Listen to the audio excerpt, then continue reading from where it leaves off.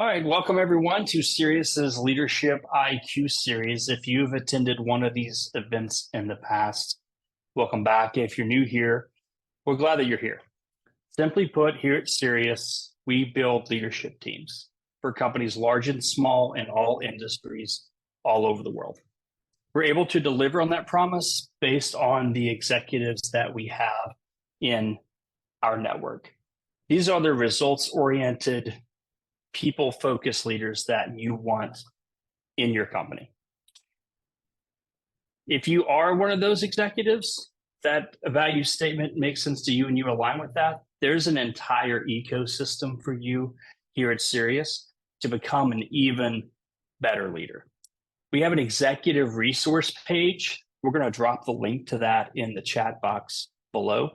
That gives you a number of the resources that you see on your screen here to just hone your skills, align with what you do best. That way you can do that on repeat and just really articulate what you're better at than anyone else on the planet. We also give you the opportunity on calls like this to learn from other executives in the network and to meet people because life's always done better together. If you own or run a business, there's an entire ecosystem for you that we support here at Cerius. I could talk about this for the next 22 minutes, but I'm a little biased as to how we help clients. So there's a link in the chat box for what our clients actually say. It's better if you hear it from them than it is if you hear it from me. We've known each other for quite a number of years, more than I will count. I'll show my age if I do say. And we've had the opportunity to work together the last couple of years. You just have this incredible ability to step into the middle of lots of moving parts and bring them together into an operating machine. You've had an executive career, both as part of the leadership team and as a CEO. And one of the most common questions we get is, why would someone who's had such an amazing career be on standby and available to step into a company on a moment's notice to help? Which is exactly what happened in our situation. I think I called you on Tuesday and you were in the company working the day after Thanksgiving on a Friday. Most don't understand that. Why be an interim executive? What got you started in that?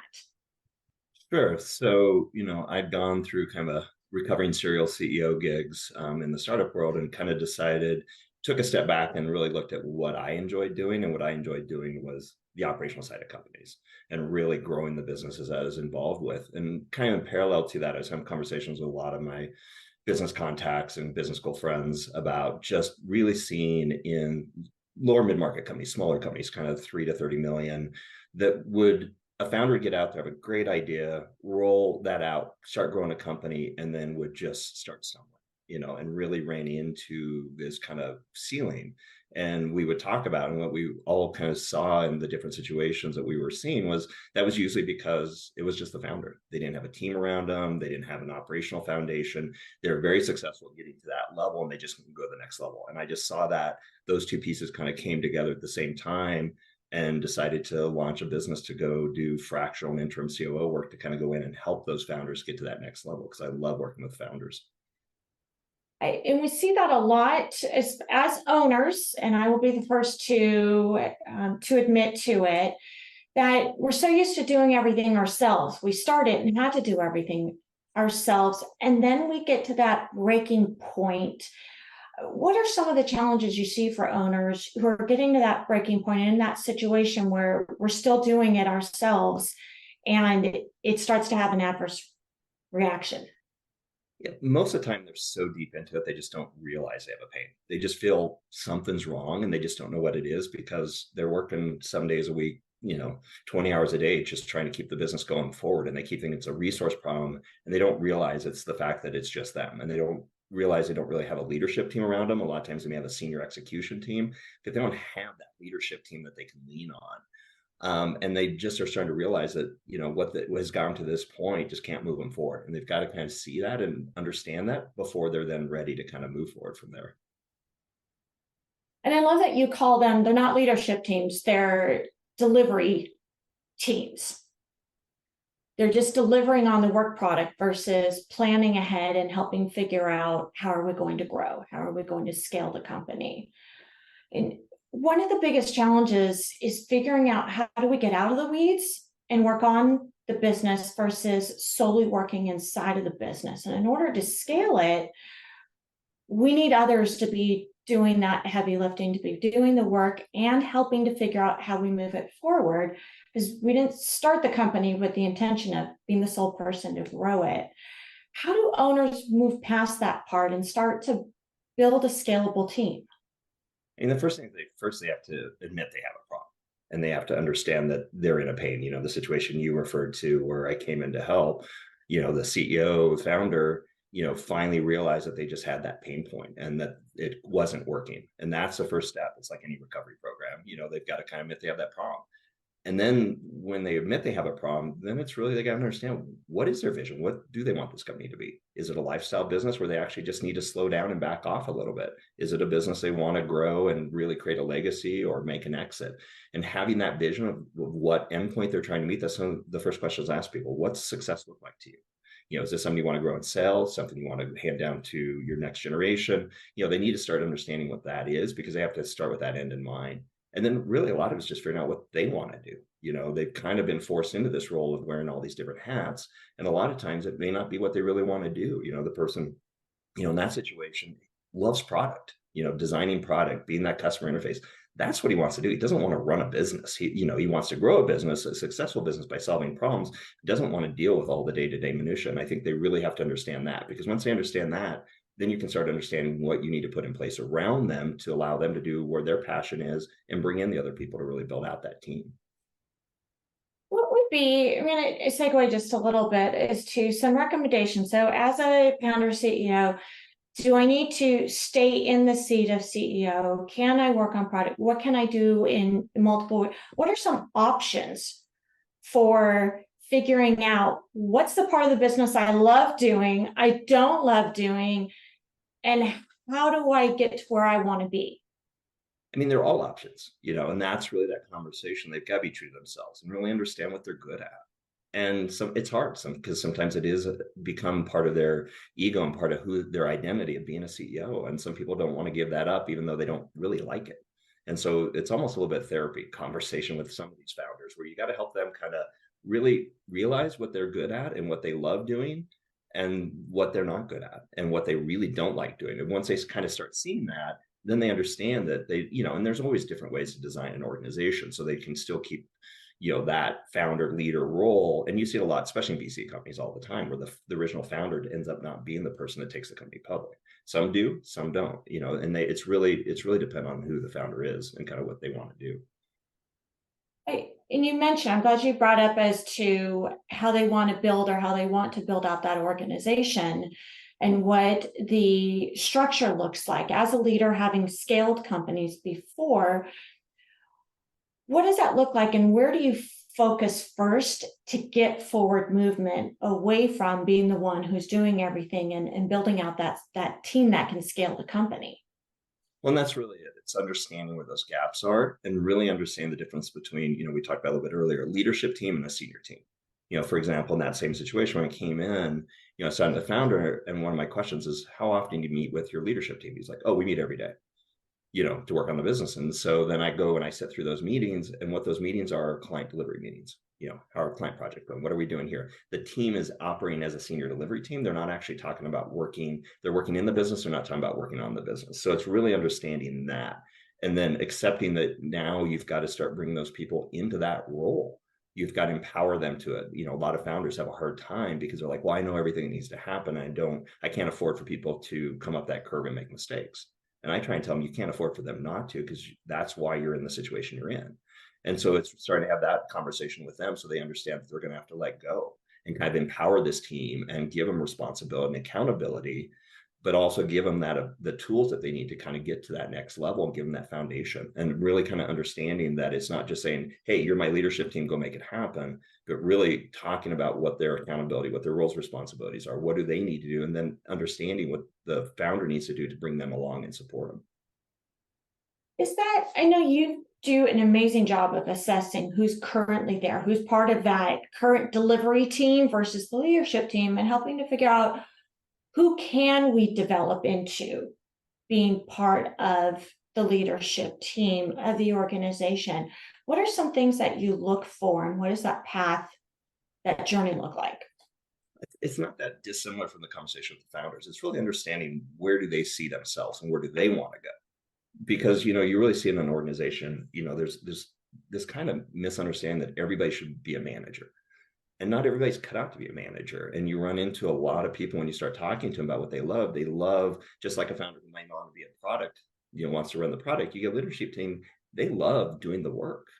They don't like managing people. Some people are just that way. They want to be content experts, appreciate for their expertise, and grow in that kind of senior content role, not necessarily as a manager role. So that's a lot of that first conversation, is understanding where they want to go and making sure that they really understand what it means to be a manager and supporting others. And then it's really understanding, do they have emotional intelligence to really be that coach to their teams? Do they understand how that they're going to have to bring them along and work with them? And can they do that? And then it's really also understanding, do they have the ability to learn? Because it's in setting some expectations with them sometimes. Sometimes the right leader right now may not be the right leader down the road. And I've seen that a lot of times too in organizations where somebody has come in early, has got into that senior seat, can help right now, but don't necessarily have the capability to move to the next level. And so you've got to identify those, because that's a very tricky situation to kind of work through and help them develop and help them realize that themselves, so that when the company reaches the next level, they're not surprised when you have to bring in somebody from the outside if you do. But it's really just having those conversations and really spending that time to get to know them and understand them, and then working with them and seeing how they grow, and if they take mentoring, if they take coaching. So it's kind of a continuous process, but it starts with understanding where they want to go. This is a real, for all of us as owners and I'll say self-professed control freaks. That's on me. Chris is off camera right now because he's laughing.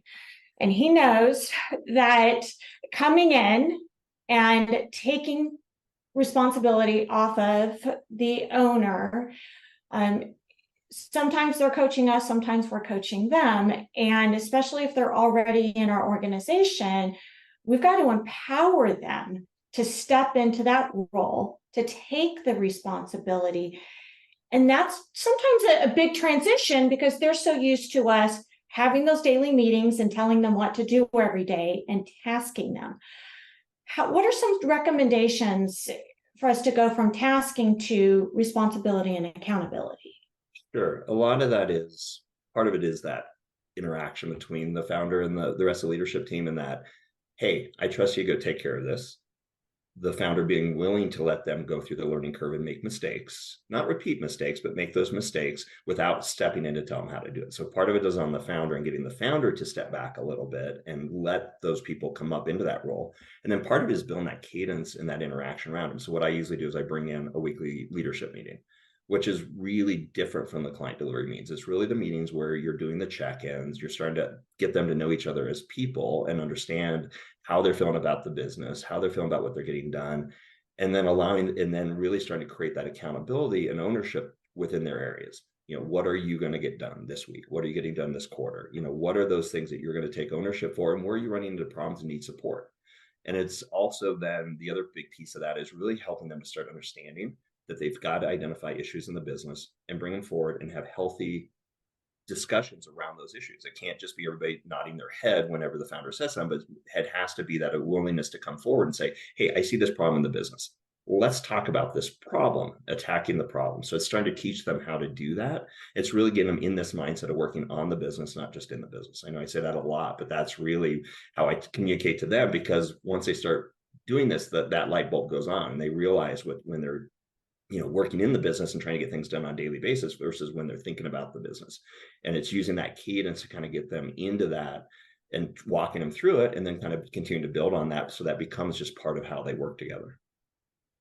I want to key in on that a little bit more, because it's, having gone through this, it's really difficult moving from that transition of when there is an issue, rather than stepping in and saying, here's how we're going to solve this, stepping back. what are some first questions that I should be asking when someone says there is a problem, or maybe I identified a problem? What questions should I ask the team to start to transition from me being the problem solver to empowering the team to solve the problem?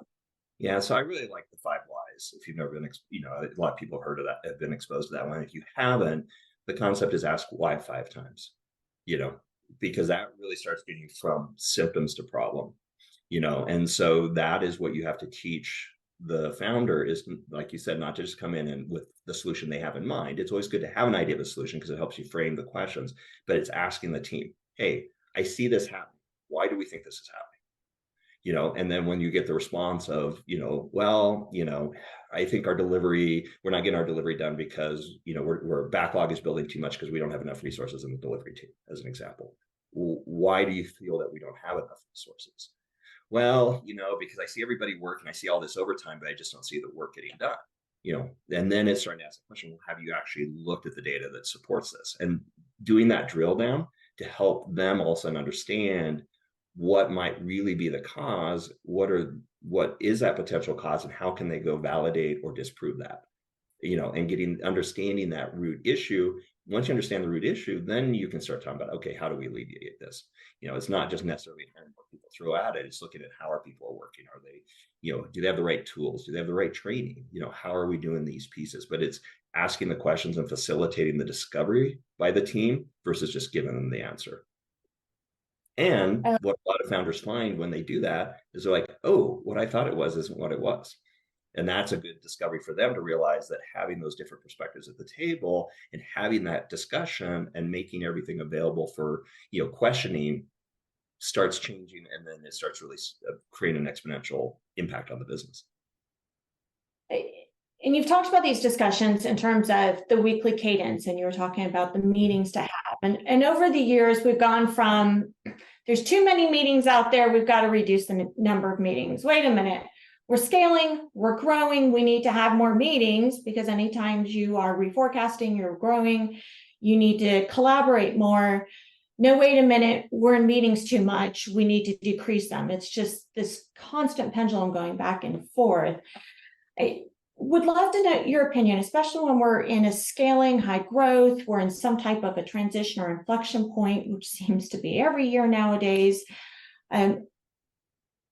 How do you structure those meetings, and how do you decide here are the meetings we need to have and here's what we need to accomplish during them? I think it's really, what I do with a lot of companies when they're having that, where they've got meeting overload, it's sitting down, creating that list of your meetings and going through, why are we having this meeting? If we're just having a meeting to share information, get rid of the meeting, let's get into email, let's get other ways. Are you actually working on problems, making sure everybody's on the same page? Are they means that help move the company forward? That's really what I go through, is kind of that criteria to get people to start really challenging the meetings. And it's also, I tell people, look at a meeting and say, am I adding value or getting value from this meeting other than just information?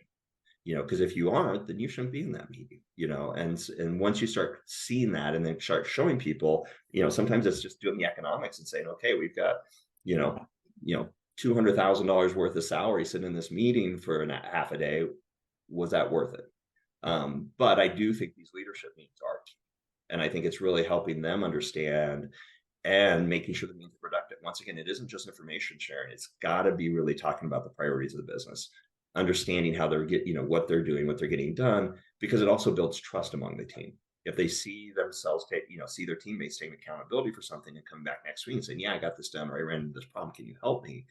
That starts building that trust among the team members as well, and keeping them on the same page. And that's why I said it's a weekly, it's not a daily.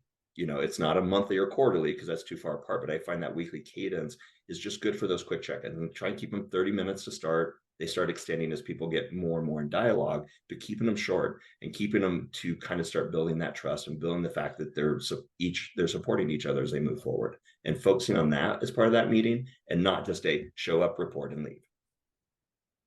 You've talked about trust a lot, which you and I know from scaling companies. You've got to have trust, and the team has to trust each other in order for them to work as a team and grow the company.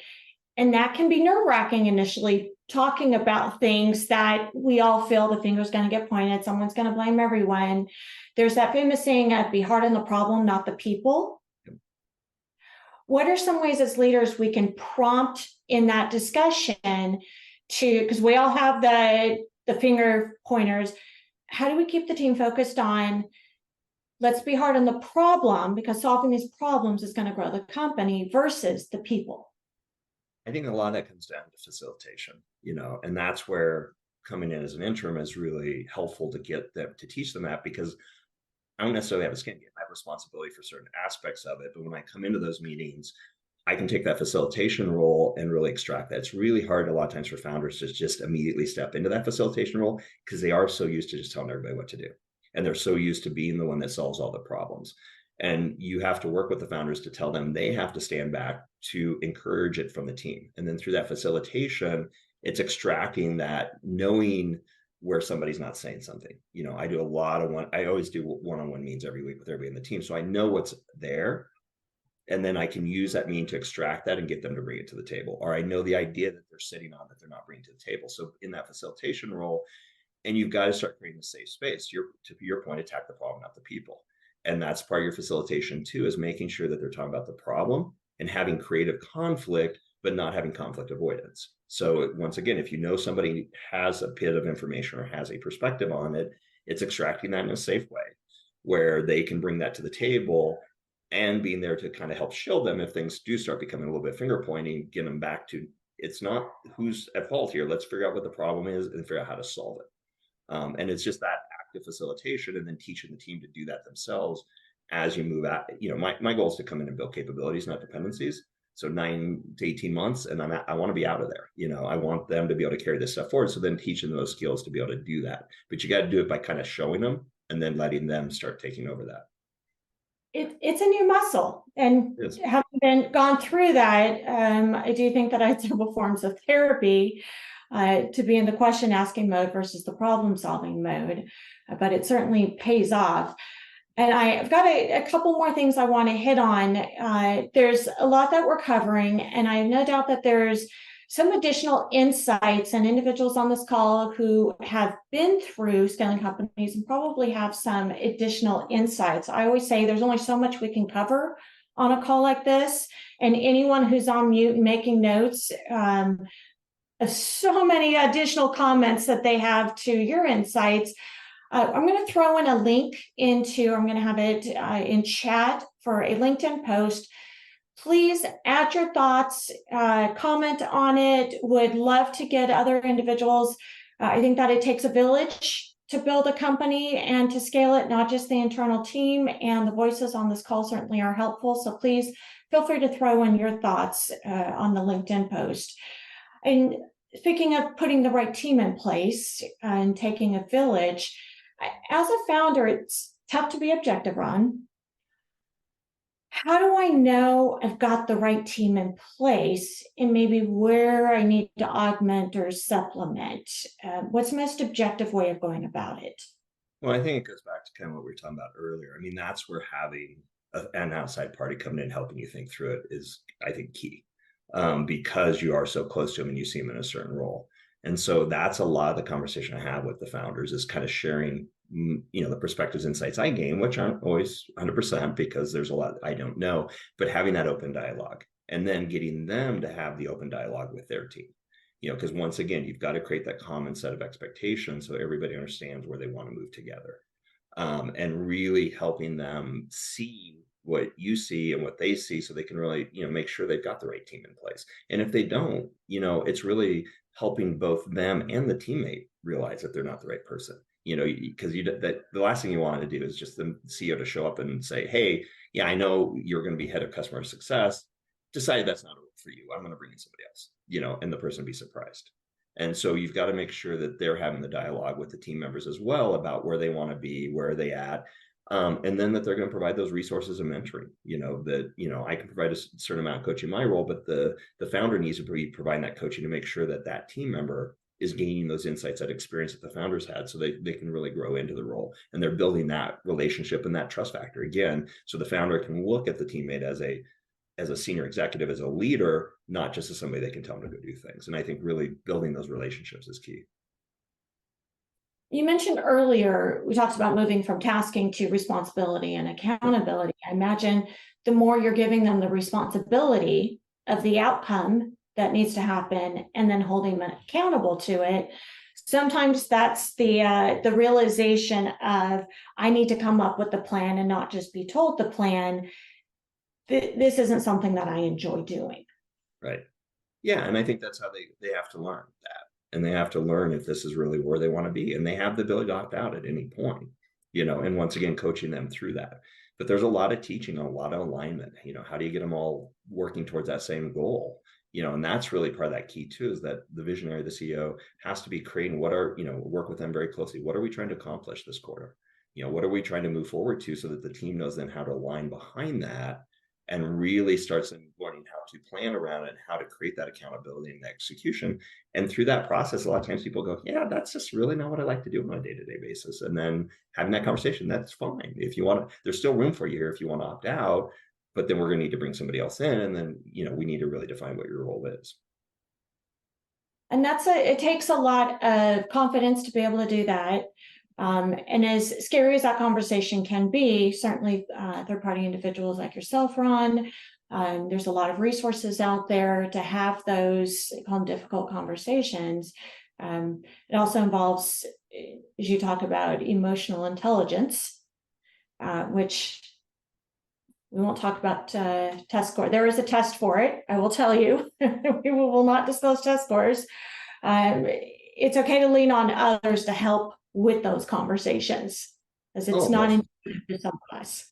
Yeah, and a lot of times I'll encourage them, the founders sometimes, to bring in coaches for the individuals, so that there is a third party trusted resource they can talk to that's not part of this dynamic to help them, or putting them into programs like my current client. He had a high potential young inexperienced leader in his team, who is great. I love working with her because she sees the problem, she sees it. So for example, he took her, and I know, the person's in Vistage with you, so not making a pitch for Vistage, but, put her into the Vistage leadership development program as a way to give her those additional resources and a safe space for her to go ask questions that are outside of the organization, outside of the people involved. So a lot of times it is just making sure they have the resources around them to set them up for success.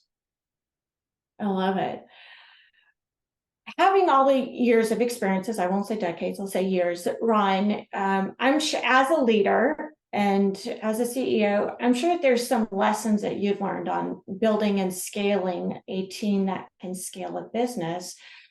What are some of those lessons that you've learned that, if you could go back and give yourself some advice, what would that be?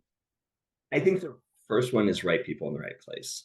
And that's the hardest one. I mean, I led a management buyout of a company quite a while ago, and I had a great team. I mean, they're great at executing the business, but they weren't that leadership team. And, and we started having those conversations as we moved along. But it's really understanding that early and being willing to have that difficult conversation. I probably didn't have it as soon as I should have. And that put a lot more burden on me, and, and I think slowed down some of the growth of the organization. So I think the number one is making sure you got the right people in the right place that are there to support you and grow with you. And then trusting them and building that sense of trust across that team, and learning to work together to move the business forward, and no one person trying to do everything anymore. I love it. Well, Ron, thank you so much for joining us today, and being such a great partner and helping some of our clients, founder-led companies, really figure out what they want to grow into, how to do that, and what support is needed for that growth, and allowing them the opportunity to take uninterrupted vacations. Yes. I think that if you look at outcomes, any founder we talk to and we say, what is the outcome you want at the end of the day? And they say, I want to take a vacation and not be working the entire time. I love it. Well, thank you so much for joining us, and Ron, for being here today. Again, click on the link for the LinkedIn post in the chat and join us on LinkedIn to continue the conversation. We'll see everyone next week. Awesome. Thank you.